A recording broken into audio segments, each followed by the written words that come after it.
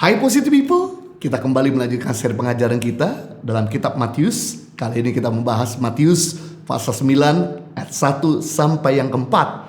Sesudah itu naiklah Yesus ke dalam perahu lalu menyeberang. Kemudian sampailah ia di kotanya sendiri, yaitu kota Kapernaum. Maka dibawa oranglah kepadanya seorang lumpuh yang terbaring di tempat tidurnya. Ketika Yesus melihat iman mereka, berkatalah Yesus kepada orang lumpuh itu, "Percayalah, hai anakku, dosamu sudah diampuni." Maka berkatalah beberapa orang ahli Taurat dalam hatinya, "Ia menghujat Allah." Tetapi Yesus mengetahui pikiran mereka lalu berkata, "Mengapa kamu memikirkan hal-hal yang jahat di dalam hatimu? Manakah lebih mudah mengatakan dosamu sudah diampuni, atau mengatakan bangunlah dan berjalanlah?" Kita bisa melihat sebuah cerita di mana ketika Yesus sampai di kota Kapernaum, karena dia banyak sekali tinggal di kota Kapernaum, dia tinggal di sana dan banyak melakukan mujizat di sana.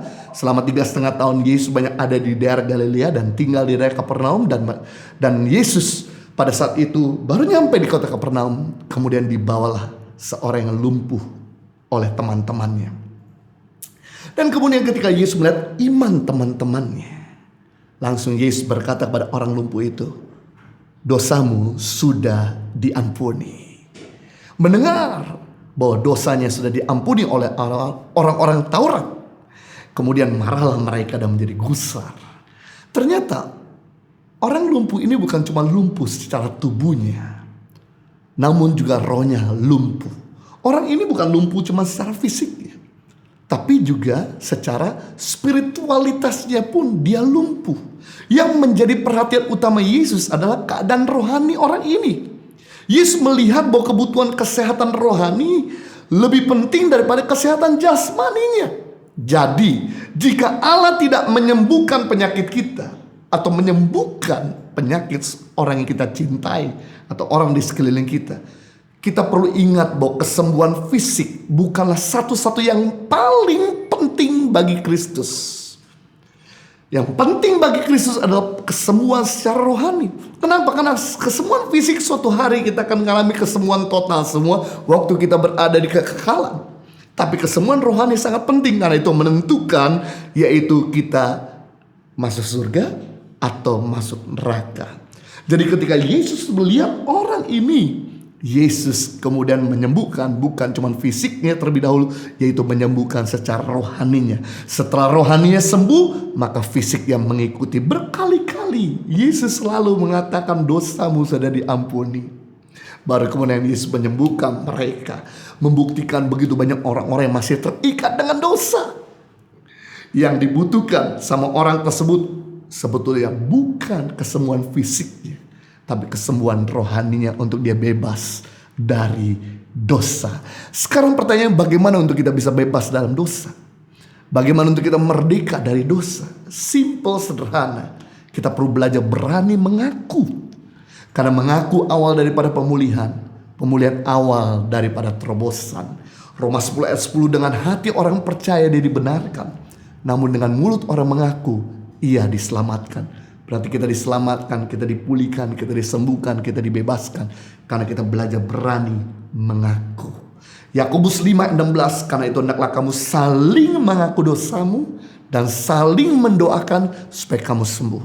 Berarti kita sembuh, kita merdeka, kita lepas karena kita saling mengaku dosa. Saling mengaku dosa bukan kepada Tuhan, karena Tuhan tidak pernah buat dosa. Saling mengaku dosa berarti kepada orang yang kita percayai. Ini sebuah prinsip. Mengaku pada Tuhan, Tuhan ampuni dosa-dosa kita. Tapi mengaku pada sesama, belenggu dosa kita akan dilucuti. Jadi kalau kita jatuh satu kali dalam dosa, kita masih malu mengaku pada sesama. Cukup mengaku pada Tuhan, Tuhan ampuni dosa kita. Kita jatuh kali kedua di dalam dosa yang sama, di lumpur yang sama, di lubang yang sama, oke, kita masih malu ngaku pada sesama. Cukup ngaku pada Tuhan, Tuhan ampuni dosa kita. Begitu kita jatuh kali ketiga di dosa yang sama, kita masih malu mengaku pada sesama. Cukup mengaku pada Tuhan ampuni. Tapi kalau kita masih jatuh di dosa yang sama ke-5 kali, 10 kali, ratusan kali, mungkin ribuan kali, berarti kita gak cukup ngaku kepada Tuhan. Karena Tuhan ampuni dosa kita, tapi kita perlu belajar berani mengaku kepada sesama agar belenggu dosa kita dimerdekakan. Ini sebuah prinsip. Upah dosa memang maut, tapi sifat dosa mengikat. Upah dosa memang maut, tapi sifat dosa mengikat. Jadi jangan pernah icip-icip dosa. Begitu kita mulai jajan, begitu kita mulai jama, begitu kita mulai kompromis dengan dosa, dosa punya tujuan adalah memborgol, mengikat kita. Jadi kalau kita sampai hari ini masih sulit untuk bisa bebas dari mereka, yang kita perlu lakukan adalah belajar mengaku. Sebab kalau kita terus membiarkan diri kita diikat, maka yang terjadi, ikatanmu akan mulai makin bertambah. Kenapa? Karena dosa selalu melahirkan dosa. Ketika kita jatuh dalam dosa satu kali, dia mulai mengikat di sini. Begitu kita jatuh dalam dosa kali kedua, dia mengikat lagi di bagian lain. Jatuh kali ketiga, mengikat di bagian lain. Mengikat lagi. Akhirnya kita seperti mumi tapi hidup, pocong tapi hidup. Punya potensi besar tapi terkebiri. Punya kemampuan hebat tapi gak punya potensi yang bisa tersalurkan. Yang kita perlu lakukan adalah kita belajar untuk jangan dalam keadaan yang selalu sama. Supaya kita jangan sampai bantut. Yang kita perlu lakukan, kita perlu belajar berani mengaku kepada sesama. Ketika kita belajar berani mengaku bersama, maka belenggu dosa kita akan dimerdekakan. Carilah orang yang kau percayai. Carilah pemimpinmu. Carilah mungkin keluargamu. Carilah mungkin pasangan hidupmu.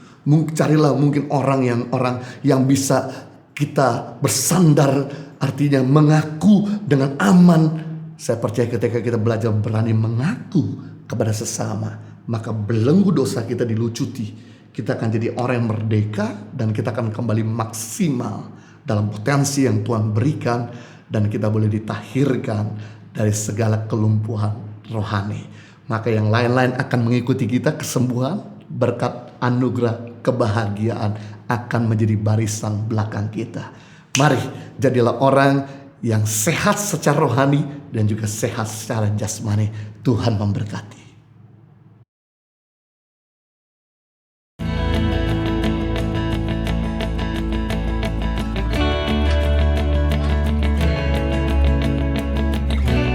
Di sini selalu kami menemukan ada orang-orang yang begitu ramah.